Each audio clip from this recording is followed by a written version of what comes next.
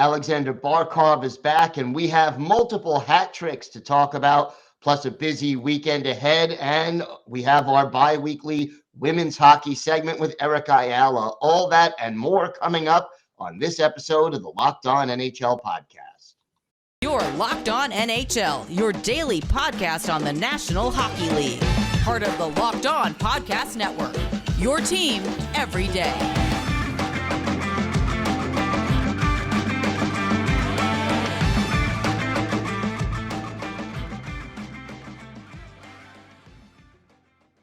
And happy Friday, everyone, and welcome back to the Friday edition of the Locked On NHL podcast. Gil Martin, so glad you could be with us today, and thank you for making Locked On NHL your first listen every day. We are free and available on all platforms. Every Friday, I am joined by Rachel Donner. You could find her on Twitter at rmiriam. You could find me on Twitter at IceWarsNYRVSNYI. Rachel, happy Friday to you. Happy Friday, and it's the last Friday of 2022. Went by really quickly. It's hard to believe we are almost at 2023, but lots of great hockey going on right now as we are getting close to the midpoint of this 2022-2023 NHL season. And I guess, you know, a lot of hat tricks yesterday, and the big news in Florida, Alexander Barkov is back, and boy, did he make an impact in his first game with the Panthers in a while. Yeah, you have to think that it's going to give Panthers fans a little bit of hope. You know, they've been struggling mightily this season, and, you know, we're down in sixth place in the division. And completely unexpected right after the last season where they won the President's Trophy, and they've had a lot of injuries to worry about, and getting Barkov back is absolutely huge and really just propelled them to that win. Yeah, and, you know, fourth career hat trick, which ties him for third most in Florida Panthers history. And boy, he just gives that team a real jolt. And yet, you know, two other players also coming up with hat tricks, Mark Scheifele and Kyle Okposo.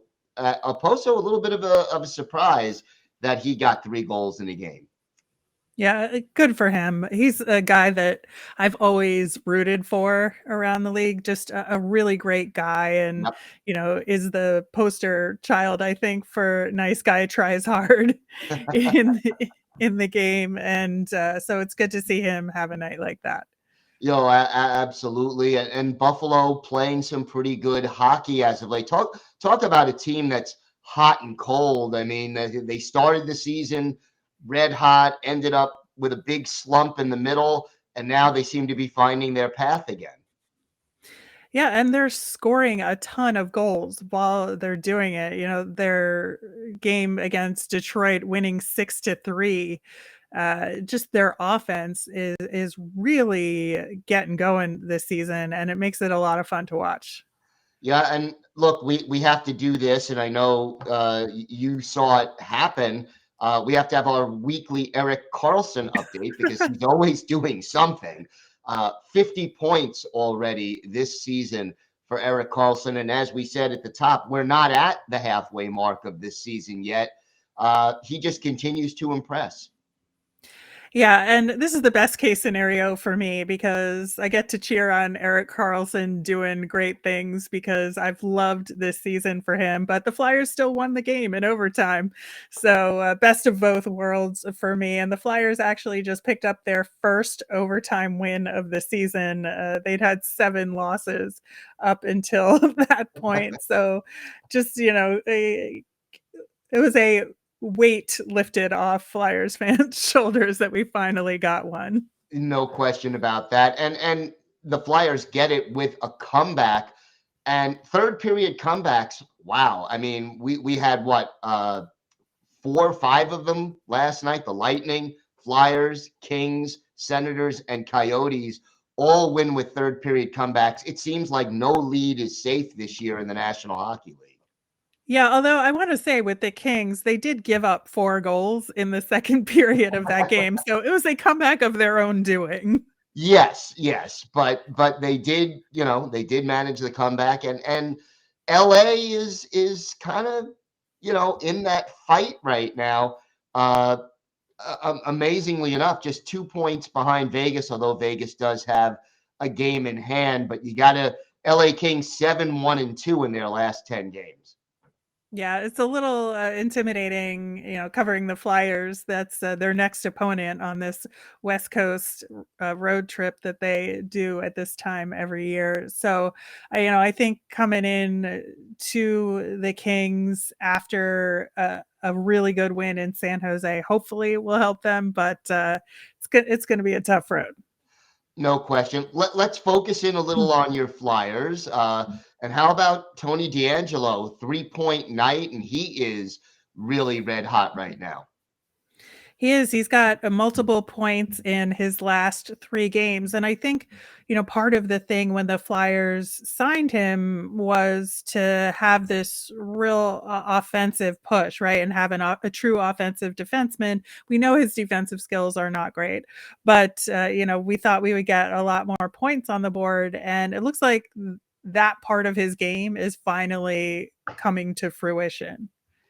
Yeah, and that certainly does help the Flyers going forward. And on the West Coast swing, you certainly need all the help you can get. How about Alex DeBrincat making a nice impact with the Senators, helping them to tie the game and then get the game winner? Yeah, I think that the Senators have had a real difficult season as well. We talked about them on the show last week We in did. terms of making significant offseason moves that really hadn't, had a huge impact. And DeBrincat was part of the problem, that he just wasn't performing up to expectation. It was bigger problems, right, with the whole team, but he was kind of a part of that. And, maybe this is something that'll turn it around for both the Senators and his game overall. Yeah, and Ottawa does have a lot of young talent on that team, and DeBrincat being part of that. So you get the feeling, even if they aren't able to make a playoff run, that if the Senators' second half of the season is significantly better than their first half, that there'll be reason for optimism in Canada's capital. Yeah, I think so as well. And, again, remains to be seen. This is one game, but Right. we'll see if they can put a pattern together here. Yeah, and beating the Washington Capitals, who have also been playing some very good hockey as of late, has to feel good for the Ottawa Senators. Yes. And, talking about the Capitals playing well, for us as Metro Division rival team hosts, I think that, unfortunately, the timing of the Capitals playing well has coincided with the Devils not playing as well. So it's it's going to come from somewhere, right? It does have to come from somewhere. And boy, New Jersey has sort of landed with a thud lately. Kind of, they were so good in November and in October, and now they seem to be hitting the skids. Where do you think they are in terms of, are they an elite team, a good team? Where do you see them at this point? I think they're still a team with a lot of potential, right? Because they're in this, young guys getting better and getting integrated into the team mode this season. And I think that win streak, while it was excellent and there was a lot of good things there, their underlying numbers were still not great overall, and they had a much easier schedule in November than they're having now. And they're finding that, they're running into tougher teams and have an inability to find a way to win sometimes against those tougher teams. And it's just a learning experience for all those guys, and they'll get there. And, maybe not this year overall, but I think that they're on the right path still. They just have to kind of learn how to win more of these games against tougher teams. No question about it. So we've got a lot more to get to on today's show. We'll have our women's hockey spotlight. We'll bring in Erica Ayala who joins us every other week to talk about the latest news and things going on in the world of women's hockey. Plus, we look ahead to an exciting holiday weekend of hockey action. All that and more coming up on this episode of the Locked On NHL podcast. And now an important message from the National Highway Traffic Safety Administration. You're hanging out with some friends and putting back a few drinks for New Year's. A few becomes a few too many. And, as the clock strikes midnight, people start to head out. You think of calling for a ride, but you live nearby. You can make it home. It's no big deal. What are the odds you'll get pulled over anyway? And even so, what's the worst that can happen? Your insurance goes up, you lose your license, you could lose your job, you could total your car, you could hurt someone. Everyone knows about the risks of driving drunk. The results are tragic and often deadly. However, that doesn't stop everyone from getting behind the wheel while under the influence. That's why police officers are out there right now looking for impaired drivers on our roads. It's to save lives. So if you think you're okay to drive after a few drinks, think again. Play it safe and plan ahead and get a ride. It only takes one mistake to change your life or someone else's forever. Drive sober or get pulled over. When we discuss women's hockey, we bring in Erica Ayala to join Rachel and I for this segment. And Erica, welcome back to the show. Well, thank you so much. It's always a pleasure to chat with you both about hockey, just in general, but extremely excited to be a part of this women hockey spotlight here on the Locked On NHL show.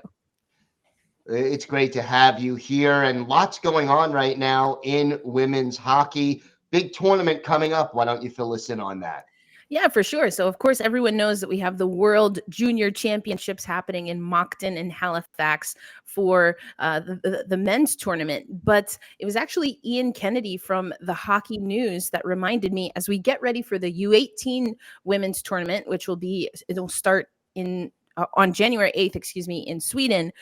There's not only a gap in kind of the tournaments where we'll go from World Juniors to U18s on the women's side, but there's actually not an age bracket that is complementary to the men's World Junior tournament. So basically what that means is that 18 and under players have to make their senior women's team if they want to compete at the international level again. And if you think about the path of development, under 18, you're in high school playing for travel teams and things of that nature, elite hockey, and you're preparing yourself for college. And so during those formative years and those college age years, there's no tournament for women's hockey players. So they have to be super elite at 18 to 22 to make the senior women's team. And there's limited roster spots there.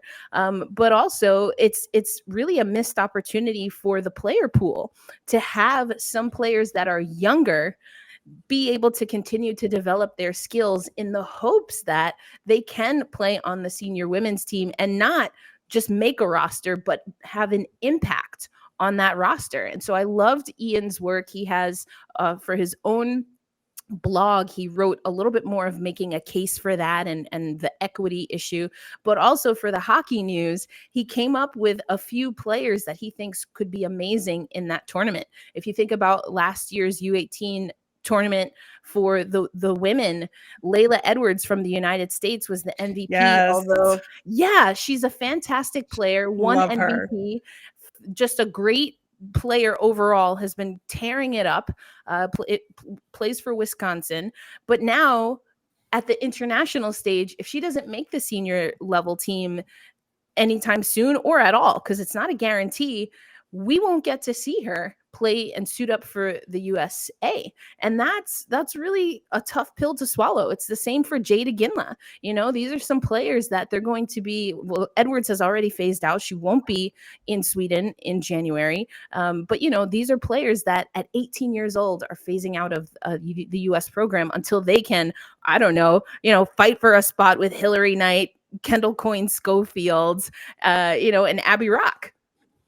Yeah. And I wonder in terms of, the path here, right? Because right now, women's pro hockey and the PHF more specifically has been kind of the place to go after college if they're not quite at the elite level of that they would make their national teams, right?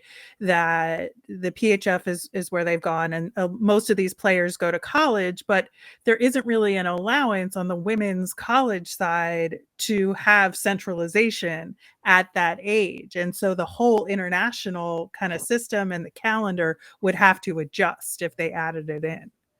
Well, I think there's a few things, potentially yes and no. One is that the Premier Hockey Federation, really since it was the NWHL, has been mindful of the international windows. And that is because we have to remember that it was the United States entire team that came over at the time, the CWHL, and really started to boon that Boston Pride roster in particular. So it's not that there's no precedence for having senior women's national team players, not just from the North American teams, but also from Europe. We had, and other places in the world. We had Japan, Russia, Austria, all represented in that first season. But I think that we already see disruption at the college level because, Kayla Barnes, I joke around sometimes, but she's been in college for, I don't know, 2 Olympic cycles already. Right. So we're already seeing, and again, Kayla Barnes is one of those players that there wasn't a U20 tournament for her to play in. So she went up to the senior team, and that's been effective for her. But maybe for her college experience, would it be better if there was a tournament where she could still fine tune her skills and not have to take so many literally years off in college? She also falls into that COVID year where she Right. gets an extra year of eligibility. So I think that there obviously has to be some things that would change, but I really do think that the model on the women's hockey side could actually lend itself to this. And then you would see players like maybe a Kayla Barnes. We see her play not 2 Olympic cycles, but 1. But then also an Erin Frankel. Erin Frankel has been on the senior women's team, and even in showcases against friendlies against Canada, we have yet to see her in action. This is a player that was crushing it in the NCAA at Northeastern, and we have not seen her play hockey at a competitive level since. Yeah, it's been one of the things that has frustrated me the most in USA hockey is getting to see Erin Frankel in the net. Right. And so if there was a tournament between U18 and the senior level, does that give Erin Frankel, while she's in college, another opportunity to jockey for position so that she's ready and is given the opportunity to play at the international level? Like, of course, she's going to tear it up if she's playing in college. I think we can all agree that at any level, the level of international competition it's different, and it's usually more elite. So when you don't have that, I would make a case that Erin Frankel is an example of what happens when you don't have international competition, and it's going to be tough for her without that experience to get in net. So there's a lot of different things. We definitely have to sort it out. But I think another thing is that all of these entities at the college level, you mentioned the PHF, even the PWHPA, are all talking about growing the game. We know that women's hockey is growing exponentially fast in North America in particular. And we're also starting to see that there's more parity. We're seeing it in World Juniors. There's been a lot of upsets already, but we're also seeing that on the women's side. And part of that is because European countries, through their national teams, they're starting to really advise their players, their young players, to come to North America, whether it's on the boys and men's side and play in some of these junior leagues or through the college system. And so the argument that we wouldn't have enough competition, I really don't think international ice hockey is going to have that problem. I think you'll still have arguably a top 4, maybe 5 teams, but we see that on the men's side at every level anyway. So I think the more opportunity there is, and the more that we really hold federations' feet to the fire to develop throughout, because again, IIHF is a nonprofit organization with the mission to grow the sport, that is not specific to gender, and they don't have to run a profit. It is a not-for-profit. So they can find ways to fund equitably all of these tournaments. And let's hope that they do. Now, you also wanted to mention before we run out of time a new app coming out. That's right. So another way of growing the game, I mean, we were talking obviously at the international level, but the Premier Hockey Federation has actually partnered with an organization called She Plays. I've done some work with them before, and there is a fantasy league app. So a lot of us, we put together fantasy teams, and week by week we compete, but now there's an app that is sanctioned through the league, and it's an opportunity to grow community in women's hockey. It's an opportunity to earn bragging rights, and that was officially announced that the Premier Hockey Federation is partnering with She Plays, and they will return to action right before the U18 tournament begins. So the weekend of, I guess that's the 6th and 7th or 7th and 8th, the PHF will return from the holiday break. And then on the 8th, we start with the U18 tournament in Sweden. Should be good. Erica Ayala, thank you so much for joining us. Always a pleasure to have you here. Thank you. And Rachel, we have an exciting slate of games coming up this weekend. 4 games on tap tonight. Which game catches your eye the most?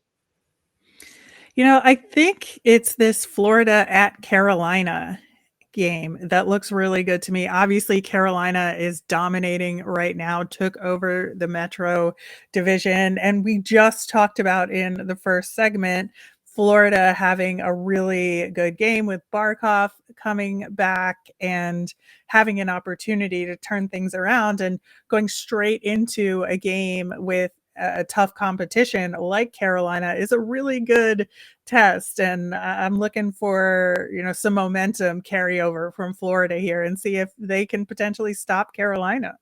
Yeah, and Carolina on that 9-game winning streak. Florida, a much better team at home so far this year than on the road.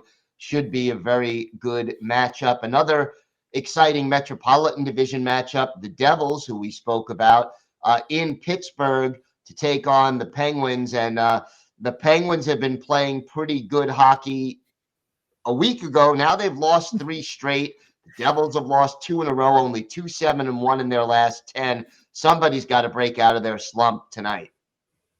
Yeah, I would put money on Pittsburgh if I was going to bet online and making a wager there.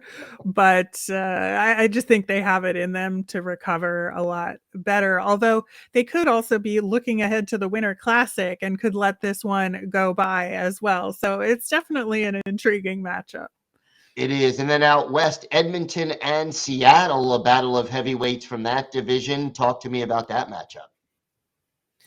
Yeah, I think that, Seattle had a really good run for a little bit there and then has been sort of streaky since then, and, has dropped to 4th place in the division right now. And so I think that, these next games for them are very important to see if they can go back to the momentum that they had before. They're still playing some pretty decent hockey for stretches, but they're having trouble putting complete games together. So I think that this, next stretch of games for them is very important, and it starts tonight. Saturday, 12 games on the schedule. And how about this one? And I don't know, about a month ago, if I would have thought this would be a great game, but Buffalo at Boston, 2 Atlantic Division teams going head to head. Yeah, and this is, the other Winter Classic team, right? And Right. So will they be able to turn up for this game before the big one that's getting all the publicity? And is this an opportunity for the Sabres to really steal one against an extremely tough Bruins team? Should be interesting. 3:00 Eastern time, Nashville and Vegas going at it. And, the Golden Knights right now clinging to first place, 2 points ahead of the Kings. They certainly need this game. I would think so. This is hugely important to them. And, I think that it'll be a really tough game for both teams. I think that it's just one of those matchups that you don't know what the outcome could be. Yeah, it definitely could go either way. Your Flyers are in LA. Good news. It's an afternoon game, so you don't have to be up super late. But what do you think about, the Kings are playing some good hockey lately. Flyers seem to be finding their game a little bit more. How do you look at this one? I think the scorer's got to keep scoring for the Flyers, and we talked about it on Locked On Flyers. Kevin Hayes has got to show up for this one because we need more than just the top line getting going. Got some intriguing games in the Western Conference. Minnesota and St. Louis, a good rivalry game. And, the Blues can't seem to find consistency, but they're not out of it. And the Wild, just in the thick of things, but not elite yet this year. How do you see this one playing out? I think, again, this is a game for the Wild where the stars are going to have to show up for this one. I think that, Kaprizov and Zuccarello, I think, are going to be really key in this one. And, they have to match up against Tarasenko and Falk, who's been actually playing pretty well for St. Louis. And so I like, this is a good rivalry that has, I think, gotten better over the years, especially since St. Louis won that cup. And, the Wild are still trying to break out of that Minnesota Mild stereotype. And with, all the new talent that they have, they should be doing that more. And I like this game. I do too. Probably one of the more marquee matchups on Saturday, 7:00 Eastern time. Toronto heading into Colorado to take on the defending Stanley Cup champions. Clash of the Titans. It would be even better if Colorado was fully healthy, but I think this will be a fun game to watch. Yeah, I think so too. And I think Toronto wants to shake some of the embarrassment off from the last game. And so I look forward to them, playing a much more buttoned up game than they did. And then the late games at 10:00, two games between the Western Canadian teams, Vancouver in Calgary and then Winnipeg in Edmonton. Yeah, so I think, Edmonton will be coming off a back-to-back, and that game against Seattle that we just talked about. So it might be a little bit tougher for them. And Winnipeg has been playing pretty well. And I think Winnipeg could steal this one in Edmonton. Should be a good one. Sunday, New Year's Day, the Devils go out of the frying pan and into the fire. They go from Pittsburgh to Carolina. And the Hurricanes playing some great hockey right now. Yes, they are. And, obviously we don't know what their result will be against Florida, but, they'll have a day off to think about it before playing. And I think that the fact that the Winter Classic isn't on New Year's Day opens up a really great schedule. I would like to see the Winter Classic on the first, but with the holiday and bowl games being what they are, I understand why that is. But again, it's a great, you're just hanging out at home after having a New Year's Eve celebration. There's a lot going on that day, starting with Carolina at New Jersey and then the Rangers at Florida. Yeah, that should be a good one. And the Rangers also trying to find their consistency. And, having Barkov back, getting a little healthier, the Panthers will be a more dangerous team. How about Buffalo and Ottawa? Looking at, two teams trying to get back into playoff races, and they have to do it at each other's expense on Sunday. Yeah, I think that one game that we saw from Ottawa, right, with that resiliency, Can they carry it through? I think that's a question. I would depend more on Buffalo to come out, guns a-blazing in this one, because they are in similar stages in their process of getting, back up top. And I think that Buffalo is slightly ahead right now. Yeah, I think they're a little bit ahead of them. And then the last game on Sunday, the Islanders in Seattle.